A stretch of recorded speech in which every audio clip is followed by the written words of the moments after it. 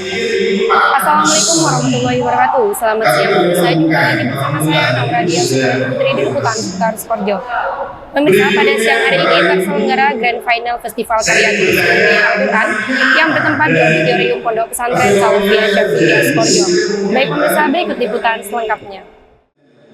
Bidang Pendidikan Tinggi Pondok Pesantren Salafiyah Syafi'iyah Sukoharjo sukses menyelenggarakan Grand Final Festival Karya Tulis Ilmiah Al-Quran tahun 2026 yang bertempat di Auditorium Pondok Pesantren Salafiyah Syafi'iyah Sukoharjo.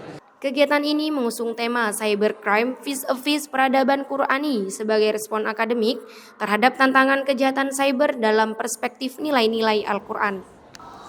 Festival ini bertujuan untuk meningkatkan literasi akademik, koherensi berpikir, serta kemampuan analisis mahasiswa. Selain itu, kegiatan ini juga mendorong lahirnya gagasan ilmiah yang integratif antara ilmu pengetahuan, teknologi, dan nilai-nilai keislaman. Hari ini kita sedang menyaksikan Grand Final Festival Karya Tulis Ilmiah Al-Quran keempat yang diadakan oleh Bidang Pendidikan Tinggi, dan hari ini terpilih 10 finalis, yaitu 5 putri dan 5 putra yang awalnya mereka terjaring dari semifinal sebanyak 20 peserta, dan sebelumnya lagi mereka setelah terjaring juga dari babak penyisihan berjumlah 40 peserta. Dan semi Grand Final ini untuk menuju MTQ nasional dalam cabang karya tulis ilmiah Al-Quran. Jadi ini diorientasikan untuk seluruh santri, seluruh mahasiswa yang memiliki potensi dalam karya tulis ilmiah, dan harapannya nanti tahun depan di tahun 2017 akan lebih banyak lagi potensi-potensi terbaik yang muncul dari Pondok Pesantren Salafiyah Syafi'iyah Sukoharjo. Terima kasih. Acara tersebut dihadiri oleh jajaran rektorat dan dekanat serta Sivitas Akademika Universitas Ibrahimi dan diikuti mahasiswa Universitas Ibrahimi sebagai peserta utama dalam kegiatan ini. Pada tahap Grand Final terpilih 10 finalis yang terdiri atas 5 finalis putra dan 5 finalis putri. Para finalis diuji secara langsung terkait keakuratan data, kedalaman analisis, serta orisinalitas karya tulis ilmiah yang telah disusun. Kita bisa melihat kata kunci yang ada dalam slide tersebut. Yang pertama privasi digital, yang kedua banjir informasi, dan yang ketiga adalah larangan tajasus. Kita akan membicarakan banyak hal tentang 3 poin ini yang nanti saya akan kaitkan dengan logika dataisme. Oke, kita masuk ke latar belakang era digital dan banjir informasi. Nah, mungkin sebagian dari teman-teman sudah tahu bagaimana bahwa revolusi industri itu adalah sebuah benih yang menjadikan revolusi digital belakangan ini.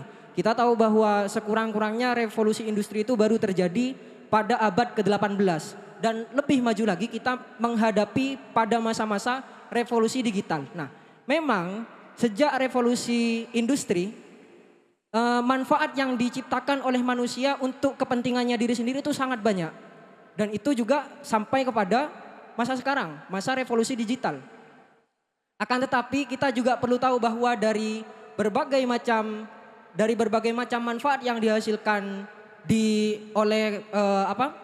oleh hasil manusia itu, yaitu revolusi digital, tidak sedikit juga masalah yang terdapat di dalamnya. Maka saya ingin menyampaikan satu teori yang dalam sebuah buku, mungkin teman-teman sudah tahu, judulnya adalah Sapien. Itu dalam salah satu kutipan penulisnya mengatakan bahwa setiap kali manusia menciptakan atau mengira bahwa dirinya membuat sesuatu yang bermanfaat bagi dirinya, maka setiap itu pula manusia tidak menyadari bahwa dia sedang menciptakan sebuah kesusahan bagi dirinya sendiri. Salah satu yang dapat kita amati fenomenanya adalah banjir informasi. Mungkin bisa dilanjut slide selanjutnya. Nah, kita akan membahas soal banjir informasi. Apa yang dimaksud dengan banjir informasi? Banjir informasi adalah sebuah fenomena di mana informasi atau data yang kita dapatkan itu lebih banyak, lebih besar daripada kebijaksanaan kita untuk memilah dan memilih di mana informasi tersebut. Saya akan masuk ke dalam sebuah hukum yang dinamakan sebagai hukum Sturgeon.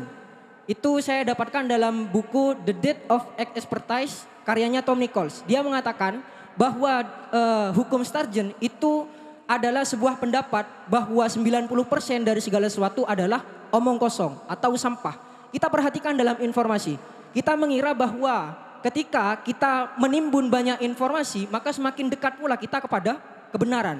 Yuval Noah Harari dalam buku terbarunya yang berjudul Nexus yang dimiliki oleh Izul itu mengatakan bahwa tidak semua informasi atau sebagian informasi yang didapatkan oleh manusia itu adalah bukan sesuatu yang mengantarkan kepada realitas kebenaran. Dan sekarang apa yang terjadi pada kita? Kita mengatakan bahwa semakin saya banyak mendapatkan informasi maka saya akan semakin benar. Padahal kalau kita tahu itu adalah kebenaran adalah sebuah sifat relatif yang dihasilkan oleh manusia. Nah, kita masuk kepada logika dataisme, yaitu manusia sebagai objek data. Saya yakin teman-teman sebagian besar masih asing dengan istilah dataisme. Dalam buku yang saya bawa ini, Homo Deus, saya sarankan teman-teman untuk membacanya sebagai Gen Z.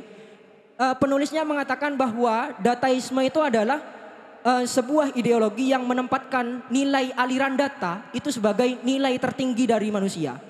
Manusia dijadikan sebagai subjek, manusia dijadikan sebagai objek penelitian dari data.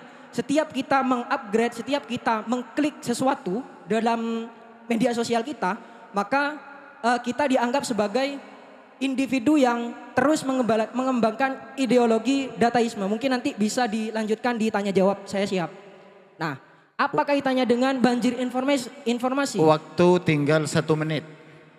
Kaitannya dengan banjir informasi adalah ketika kita menyiap atau mengupload sebuah data yang besar dan itu menyangkut hak pribadi dan itu menyebabkan kepada informasi yang semakin berlebihan, maka di sana akan terjadi kerentanan penetrasi data pribadi milik kita. Maka perlulah yang dinamakan sebuah fondasi. Kita masuk ke slide selanjutnya, yaitu larangan tajasus etika preventif Qur'ani. Mungkin nanti bisa dilanjutkan di tanya jawab saja karena menurut saya tidak terlalu penting. Langsung ke kesimpulan. Kesimpulannya adalah larangan tajasus sebagai etika cyber. Saya menjadikan 3 poin utama dalam penelitian ini. Yang pertama adalah kenapa tajasus itu penting untuk menjaga privasi digital? Yang pertama sebagai batas moral aksesibilitas, yang kedua koreksi logika dataisme, dan yang ketiga adalah perlindungan identitas. Terima kasih, saya Ahmad Dhani Fauzan. Assalamualaikum warahmatullahi wabarakatuh. Proses penilaian dipimpin oleh Ketua Majelis Hakim Dr. Min Haji MPDI, didampingi oleh Majelis Hakim Kiai Haji Ahmad Fadhoil SHMH, serta Hakim Tafsir Al-Quran Dr. Mashkuri MPDI. Penilaian dilakukan berdasarkan aspek metodologi ilmiah, relevansi tema, serta kesesuaian dengan nilai-nilai Al-Quran. Jadi kalau hari ini saudara hanya mengungkapkan rumusan masalahnya, bagaimana larangan tajasus dapat dimaknai sebagai pondasi etika cyber di tengah fenomena rentannya penetrasi privasi digital di era banjir informasi, maka ke depan menurut saya rekonstruksi terhadap tajasus itu dalam kebaruan kita di dunia kita hari ini penting untuk diangkat. Itu saja mungkin Mas Rizal. Terima kasih. Baik, terima kasih. Silahkan Pak Mas Guru. Saudara Ahmad Dhani, wah, ini tulisannya sesuai kaidah semua ini ya. Sesuai kaidah dan ini nanti diperbaiki lebih bagus lagi, mudah-mudahan kamu jadi peserta MTQ nanti. Ya, nanti MTQ di tahun mana rumahnya? Bondowoso. Bondowoso, masih bisa mewakili situ Bondo. Nanti dari pondok berangkatnya. Ya nanti. Jadi yang ingin saya minta, coba ayat Qur'annya apa itu? Itu surat Al-Hujurat ayat. Coba hafal apa enggak? Sedikit. Coba. A'udzubillahi minasyaitonirrajim. Bismillahirrahmanirrahim. Ya ayyuhalladzina amanu jtanibu katsiran minadh-dhann. Inna ba'dadh-dhanni ismu wa la tajassasu wa la yaghtab ba'dukum ba'dha ayuhibbu ahadukum an ya'kula lahma akhihi maytan fakarihtumuh wattaqullaha innallaha huwat tawwabur rahim. Ada hubungannya enggak wala tajassasu dan wala yaghtab? Tajasasu dan Saya wala yaghtab. dalam tafsirnya Ibnu Jarir At-Tabari hanya menggunakan term wala tajassasu saja sebagai kerangka dalam penelitian ini. Kalau wala yaghtab, Kalau wala yaghtab saya tidak membahasnya terlalu dalam karena yang memang menjadi inti dari pembahasan itu adalah lafadz wala tajassasu dikuatkan dengan hadis setelahnya. oh iya. Berarti wala tajasasu dan wala yaghtab lebih Berhubungan. banyak yang mana? Lebih banyak wala tajassasu. Banyak tajasus apa banyak yaghtab? Banyak Fenomena tajasus. sosialnya. Fenomena sosialnya lebih banyak tajassus, terutama dalam pilkada biasanya atau pilpres. Oh, lebih dalam banyak pilkada. tajassus. Kalau Apalagi tidak baru- pilkada, Sama saja bisa disebut kalau ghibah itu fenomena sosialnya kan secara menyeluruh. Tapi kalau tajassus ya bisa dikatakan sebagai fenomena sosial yang musiman seperti itu. oh ya, terima kasih.